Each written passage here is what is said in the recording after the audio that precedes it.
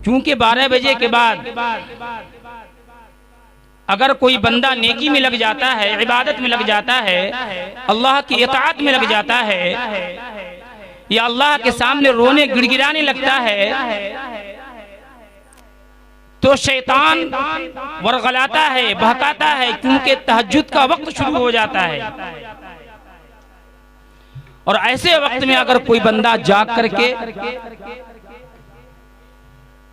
अल्लाह के हकाम को सुनता है या अल्लाह के हकाम को बजा लाता है या दीन के जो हकाम है उस पर अमल पैरा होता है, तो फिर अल्लाह बहुत खुश होता है।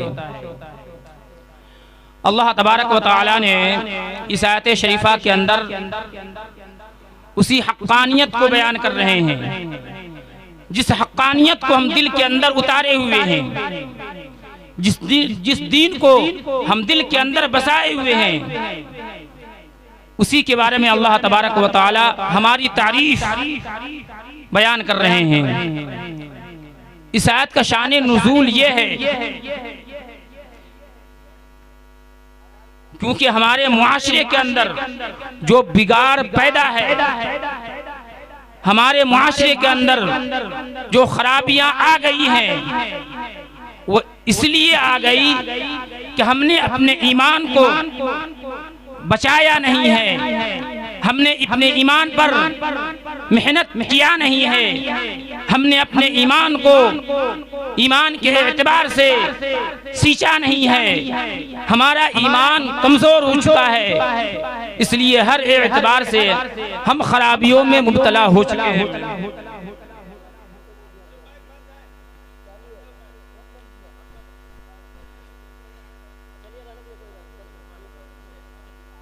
जब अल्लाह के नबी पाक सल्लल्लाहु अलैहि वसल्लम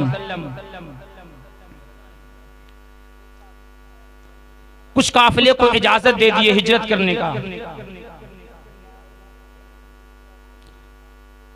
और हबशा की तरफ अल्लाह के नबी पाक सल्लल्लाहु अलैहि वसल्लम इशारा कर दिए। पहली मर्तबा जो जमात गई है वो 11 लोगों को गई है। फिर उसके बाद उस पहली जमात में हजरत उस्मान गनी रज़ियल्लाहु अन्हु भी शामिल थे, और अल्लाह के नबी पाक सल्लल्लाहु अलैहि वसल्लम की साहबजादी हजरत रुक़ैया रज़ियल्लाहु अन्हा भी शामिल थी। फिर दूसरी जमात जो गई है ये 82 लोगों की गई है, औरतों के अलावा। हबशा का जो बादशाह था वो इस्लाम से बहुत मुतासिर हुआ, लेकिन मक्का वालों को ये बात गवारा नहीं था कि हम उसको चैन से रहने दें। इन्होंने अपने काफिले को भेजा, अपने लोगों को भेजा तहफ़ देकर, ताकि किसी तरीका से उसको वापस लाया जाए। लेकिन हजरत जाफर रज़ियल्लाहु अन्हु ने अपने इस्लाम को, अपनी हक्कानियत को, अपने दीन को हबशा बादशाह के सामने पेश किया और बताया। हबशा का जो बादशाह था वो समझ गए कि जो इंजील है, जो जिस नबी के बारे में जाफर तैयार बयान कर रहे हैं, जिस नबी के बारे में बता रहे हैं और जो कुरान सुना रहे हैं, वो कुरान हमारी इंजील से, हमारे जो पैगंबर हजरत ईसा अलैहिस्सलातु वस्सलाम हैं उनसे मुशाबह है, उनसे मिली हुई बात है। जो हमारी किताब के अंदर नबी आखिरुज़्ज़मा सल्लल्लाहु अलैहि वसल्लम के बारे में बताया गया है, उनके रुफ़क़ा के बारे में जो बताया गया है, उनके सहाबा के बारे में जो बताया गया है, वो चीज़ें हमारी किताब में भी मिलती है। इसलिए जो तहफ़ लेकर आया है और जो लोग भी हमारे सामने जो चीज़ें भी पेश किए हैं वो सब चीज़ों को ले जाए। लेकिन ये जो मुसलमान है, ये जो ईमान वाला बंदा है, जो इसने हमारे सामने कुरान को पेश किया है, ये सही है और उन्होंने अपनी जमातों में से जो बड़े बड़े उलमा थे, जो बड़े बड़े उदबा थे, जो इंजील के माहिर फन थे, जो किताबों के पढ़ने वाले थे, जो किताबों के माहिर फन थे, उन्होंने 70 आदमियों का एक काफिला रवाना किया जनाब मोहम्मद रसूलुल्लाह सल्लल्लाहु अलैहि वसल्लम के दरबार में। मेरे मोहतरम बुजुर्गों दोस्तों, जिसमें से 62 हबशा के रहने वाले थे और 8 मुल्क शाम के रहने वाले थे। मेरे मोहतरम बुजुर्गों दोस्तों, वो वफ्द जब जनाब मोहम्मद रसूलुल्लाह सल्लल्लाहु अलैहि वसल्लम के सामने तशरीफ लाए तो अल्लाह के नबी पाक सल्लल्लाहु अलैहि वसल्लम उसके सामने सूरह यासीन शरीफ पढ़कर पेश किए। जब पढ़ रहे थे तो उस 70 आदमियों की जो हालत थी, उस हालत का तज़किरा अल्लाह तबारक व तआला ने इस आयत के अंदर तज़किरा किया है, जो मैंने आपके सामने तिलावत किया। व इज़ा समिअू मा उनज़िला इला रसूली तरा अयुनहुम तफीदु मिनद दम'i मिम्मा अरफू मिनल हक़, कि जब आपने उनके सामने पेश किए, व इज़ा समिअू मा उनज़िला, जब उन लोगों ने उन चीजों को सुना जो आपकी तरफ नाजिल की गई है, यानी कुरान पाक को, मिनद दम, तो आप उनकी आंखों से आंसू बहते हुए देखेंगे कि जब आप कुरान पढ़ रहे थे वो लोग रो रहे थे। किस वजह से रो रहे थे? मिम्मा अरफू मिनल हक़, हक़ को पहचानने की वजह से, हक़ को जानने की वजह से कि असल जो दीन है वो दीन इस्लाम है, असल जो दीन है वो दीन ईमान है, असल जो पैगंबर है वो जनाब मोहम्मद रसूलुल्लाह सल्लल्लाहु अलैहि वसल्लम पैगंबर है। उन्होंने कुरान को हक़ माना, उन्होंने कुरान को हक़ जाना, और इस हक़ जानने की वजह से वो 70 के 70 लोग जो थे वो सारे के सारे अल्लाह के नबी के सामने मुसलमान हो गए। मेरे मोहतरम बुजुर्गों दोस्तों, अब मुसलमान होने के बाद क्योंकि उनका तज़किरा किया गया है कि ईमान दीन क्या चीज है, जिस दिल में ईमान पुख्ता तौर से आ जाता है तो फिर दुनिया की सारी चीजें हेच है, और सबसे बुलंद जो होता है वह ईमान हमारा होता है, वो इस्लाम हमारा होता है। वो पैगंबर जो नबी आखिरुज़्ज़मान सल्लल्लाहु अलैहि वसल्लम हैं, उनके जो अहकामात हैं, उनके जो पैगामात हैं, उनकी जो तरीक़े हैं, उनका जो रहन सहन है वो सबसे आगे होता है और सारा मामला पीछे होता है। मेरे मोहतरम बुजुर्गों दोस्तों, मैंने आपके सामने हदीस बयान किया था, मन काना आखिरु कलामिही ला इलाहा इल्लल्लाहु दखलल जन्नह, कि जिस शख्स का आखिरी कलमा, माशाअल्लाह जो शायर आए थे मुज़क्किर कमाल साहब और हमजा अयाज साहब,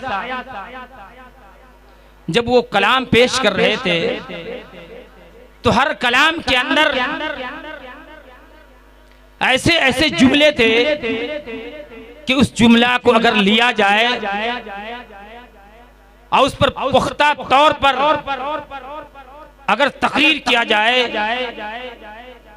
तो वाकई आदमी के अंदर जो सारी खराबियां हैं वो सारी खराबियों को छोड़ देगा। तो मुज़क्किर कमाल साहब जो शेर पढ़ रहे थे जन्नत के बारे में, एक हदीस मेरे ज़हन में आ गई, मन काना आखिरु कलामिही ला इलाहा इल्लल्लाहु दखलल जन्नह, कि जिस शख्स का आखिरी कलाम ला इलाहा इल्लल्लाहु,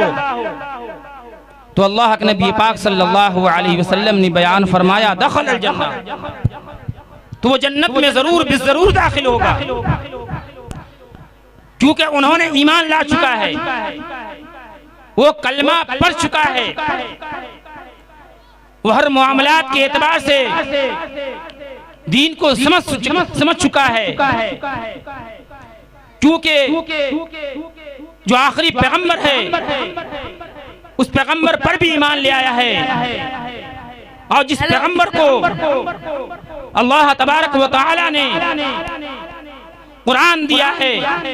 जिसके ऊपर कुरान को नाज़िल किया है, जो उसूली किताब को नाज़िल किया है, उसके ऊपर भी ईमान ला चुका है। इसलिए वो जरूर भी जरूर जब वो कलमा पढ़ चुका है तो वो जन्नत में दाखिल होगा। और हाल में मेरे मोहतरम बुजुर्गों दोस्तों, अल्लाह तबारक व तआला ने दूसरी जगह पर या अय्युहन्नासु, इसके अंदर पूरा तज़किरा किया गया है कि हमने हजरत इंसान को एक मुज़क्कर और एक मुअन्नस के जरिया से पैदा किया। सारी इंसान को सजाया,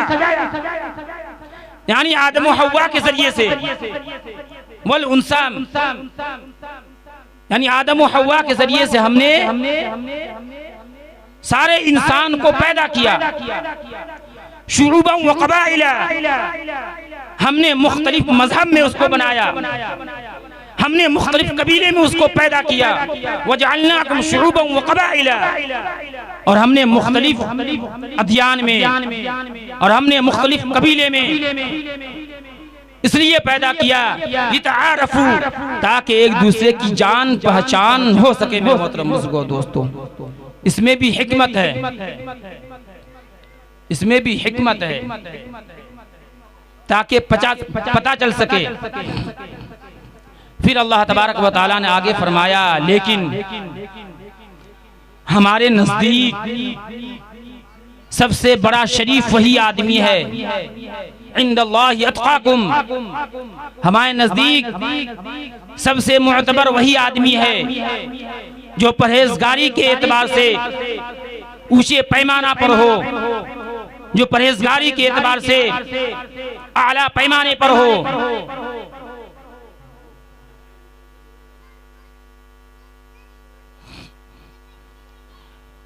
तो अल्लाह तबारक व तआला के नजदीक वो बंदा बुलंद है, वो बंदा काबिल एहतराम है जिसका तक़वा सबसे ज्यादा हो, जो आला एतबार से अल्लाह के अहकाम को बजा लाता हो। फिर आगे है इन्नल्लाह अलीमुल खबीर, यकीनन अल्लाह तबारक व तआला खूब जानने वाले हैं, खबरदार हैं हम क्या काम कर रहे हैं, हर चीज से बाखबर है, हर चीज के बारे में वो जानता है कि हम क्या करने वाले हैं। भाई जो भी आदमी है, इसी में से अगर कोई बंदा अल्लाह की इबादत कर लेगा या तहज्जुद पढ़ लेगा, तो उसी एक बंदा के जरिए से